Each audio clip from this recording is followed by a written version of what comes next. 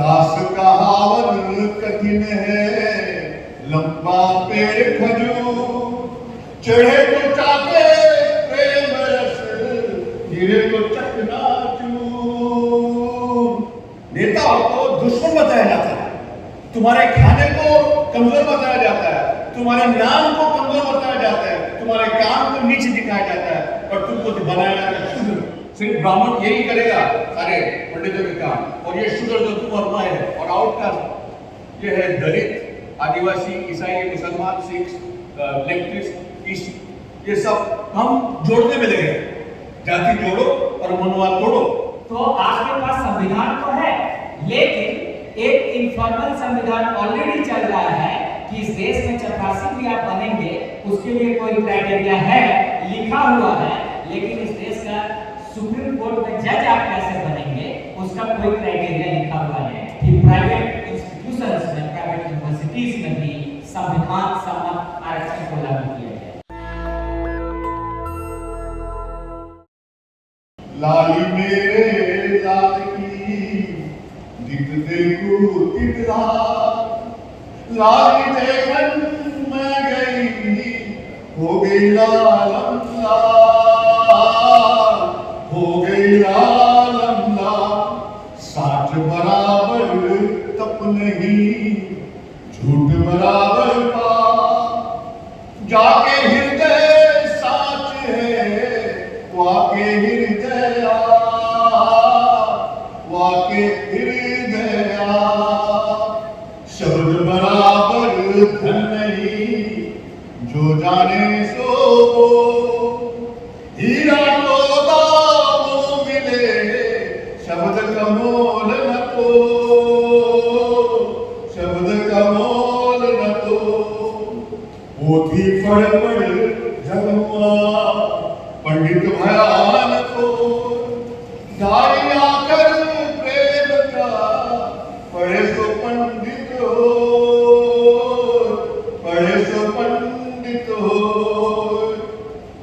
दास कहावन कठिन है, लंबा पेड़ खजूर, चढ़े तो चाके प्रेम रस, गिरे तो चकनाचूर, गिरे तो चकनाचूर। आज मैं सारे सृष्टि के निर्माता, जिसने सारी दुनिया को तर्क सिखाया, सिद्धार्थ गौतम बुद्ध, जिसने सारी दुनिया को प्रेम का संदेश दिया, वो ईसा मसीह। उसके बाद में जिसने सारी दुनिया को लड़ना सिखाया, मूर्ति पूजा का विरोध किया, वो हमारे मोहम्मद साहब। उनके बाद में जो कबीर जैसे लोग, उनके द्वारा सूफी संत आए, वो सूफी संतों ने इस देश में हमको रविदास, कबीरदास, न जाने कितने संत दिए। उनको भी मुस्लिम राज्य का परिणाम था, उनको भी सलामी देता हूँ। उसके बाद में भाइयों बहनों, सारे दुनिया में अगर कोई देश जिंदा रहता है तो वो जिंदा रहता है कहानी के भरोसे, और हमारे यहाँ कहानियों में ही हमारे कथन हुई है। असुरों को गलत बताकर, असुरों को शत्रु बताकर, सूरों को हीरो बताया। यहाँ हीरो को जीरो किया, जीरो को हीरो किया। इस देश के अंदर अभी ये अभियान चल रहा है, इतिहास की किताब बदलने जा रही है, मिथ को ट्रूथ में बदलने की कोशिश कर रहे हैं, लेकिन हम मिथ के पीछे का ट्रूथ बताना चाहते हैं। महात्मा ज्योतिराव फुले ने इस देश के अंदर पे सत्य स्वरूप स्थापना की। ये सारे के सारे जो लोग हैं, इन्होंने 3 प्रकार के जो हमारे दुश्मन है, एक पहला धर्म, दूसरा प्रशासन, तीसरा शासन। इन लोगों ने सारे बलिजनों का, बहुजनों का शोषण किया। वो कैसे किया? कहानियों में किया। अब तो एक कारण मालूम है, समुद्र मंथन की। सूर असुरों ने मिलकर ठहराया कि अमृत निकलेगा, एवरलास्टिंग लाइफ निकलेगा, और वो फिर सब मिलकर खाएंगे। ऐसा बोल क्या है, सबका साथ सबका विकास बोल क्या है। और क्या हुआ जी, वो कठिन परिस्थिति से उधर वो असुरों को दिया, और उधर दिया पूछ के साइड में सूर्यों को, ब्राह्मणों को, अपर कास्ट को। जब निकले 14 रत्न, अब ये मिथ है, इसके पीछे की कहानी कहानी में बता रहा हूं। जब निकला तो उसके अंदर सबके लिए नहीं निकला, लेकिन ये चले गए उनके भगवान के पास, बोले विष्णु जी विषाणु को बोले, एक विषाणु रहता है, उसके बाद में जब उन्हें खाने में जाता है तो आदमी मरता नहीं है, जिंदगी में बीमार रहता है। इंसान और ये अमृत लेके भाग गया लड़की का मोहिनी उसके पीछे साथ। तब एक ओबीसी वाला आदमी को पकड़ा, अरे ये तो इसको अमृत मिल गया, उसने ऐसा फेंक दिया और उसका क्या कत्ल हो गया, राहु केतु। तुम्हारी कहानियों में तुमको तुम्हारे नेताओं को दुश्मन बताया जाता है, तुम्हारे खाने को कमजोर बताया जाता है, तुम्हारे नाम को कमजोर बताया जाता है, तुम्हारे काम को नीचे दिखाया जाता है, और तुमको बनाया जाता है शुद्र। शुद्र बनाने की जो फैक्ट्री है जिसका नाम मनुआ है, हमारे जितने भी लोग हुए उन्होंने सबसे पहले इस पर वार किया, बसवा ने वार किया। उन्होंने बोला ब्राह्मण होने के बाद में उसने बताया झूठ है, उन्होंने बसवा लिंगायत शुरू किया। एक प्रभु को साथ में हम प्रभु बोले हमारा मंदिर में नहीं देता, और उसके ये लटका शुभलिंग, इसको कहते हम पिंड बोलते मराठी में, पिंड लगाया और अपने हाथ में लेकर प्रार्थना सिखाया, पूजा नहीं किया, प्रार्थना सिखाया। और उसने लिंगा धर्म के आज भी कर्नाटका में लगभग 30% लोग इस अनुयायी है, उनकी खुद की प्रीस्टहुड है। आप अपने संविधान के द्वारा नेता को बन सकते हैं, प्राइवेट से बन सकते हैं, लेकिन मंदिर की पूजा यहाँ नहीं बन सकते। क्यों ऐसा होता है? क्योंकि हमारी आध्यात्मिक गुलामी। हमको नाम दिया है शुद्ध, रक्त शुद्ध। जाति व्यवस्था का जो परिणाम है, इस परिणाम में ये जाति व्यवस्था है भाइयों, ब्राह्मण क्षत्रिय वैश्य, सिर्फ ब्राह्मण यही करेगा सारे पंडितों के काम, और ये शूद्र जो तुम वर्मा है और आउटकास्ट ये है दलित, आदिवासी, ईसाई, मुसलमान, सिख, लेफ्टिस्ट, ईस्ट, ये सब हम जोड़ने में लगे, जाति जोड़ो और मनोवाद तोड़ो। लेकिन ये करने के लिए हमारे लोग धागा बांधते हैं। इस धागा को मैंने डिकोड किया, बलि का लाज नहीं होना चाहिए, इसलिए मंत्र बोलते हैं। मंत्र क्या बोलते हैं? ये मतलब दो बलि डाला, जैसे हमने बलियाड़ा को बांध दिया था। दान मंत्र महाबलो, तो दानवों का इंद्र था, जो महाबलवान था, उसको हमने परिवर्तित किया हमारी गुलामी करने के लिए, रक्ष के माध्यम ऐसे क्यों मैंने जानता।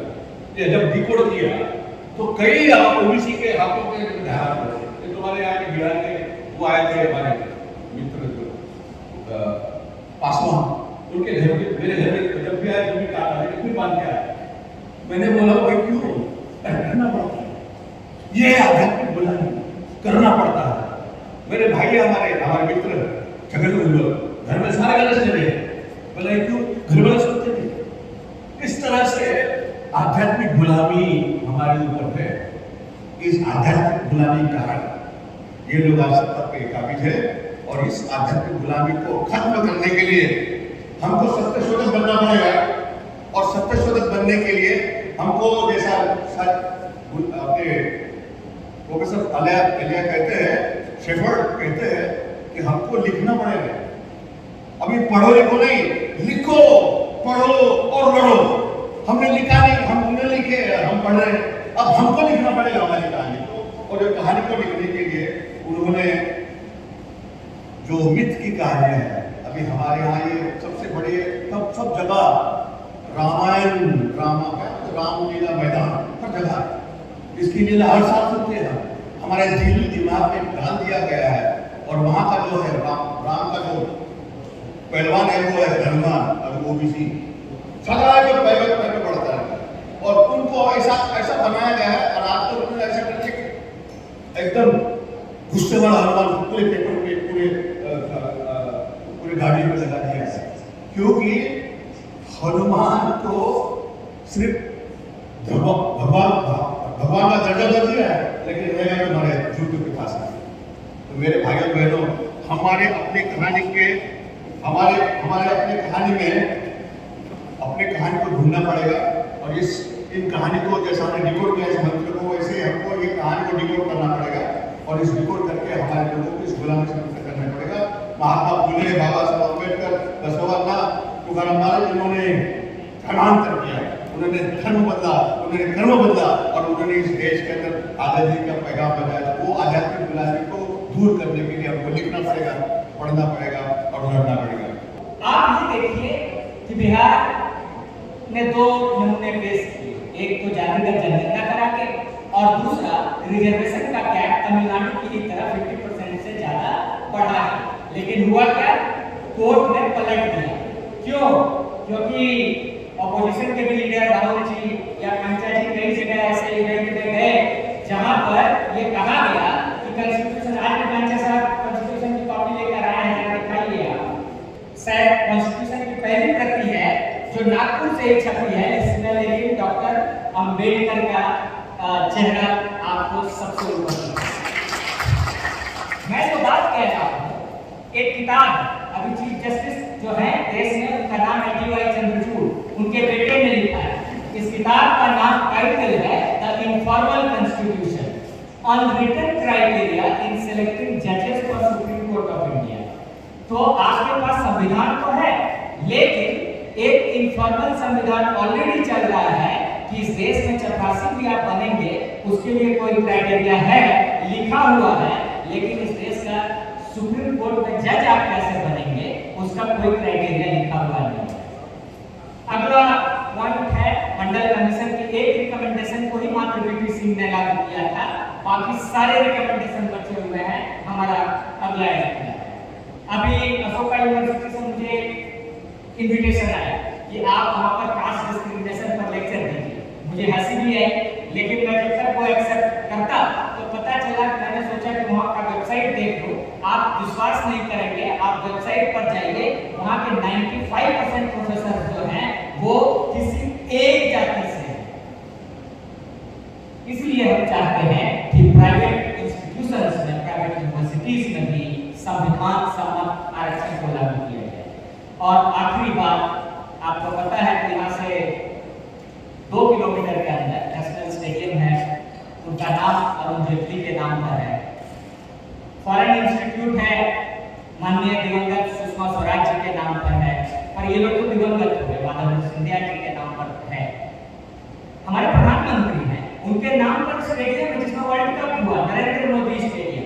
लेकिन एक प्रधानमंत्री हैं जिन्होंने इतना बड़ा काम किया पिछड़ों के लिए, गरीबों के लिए, उनके नाम पर इस दिल्ली शहर में कुछ भी नहीं है। नेशनल दस्तक की आपसे गुजारिश है कि अगर इसको बचाना चाहते हैं तो नेशनल दस्तक को सब्सक्राइब करने के लिए रेड कलर के सब्सक्राइब बटन को दबाएं, फिर बेल आइकन की घंटी दबाएं।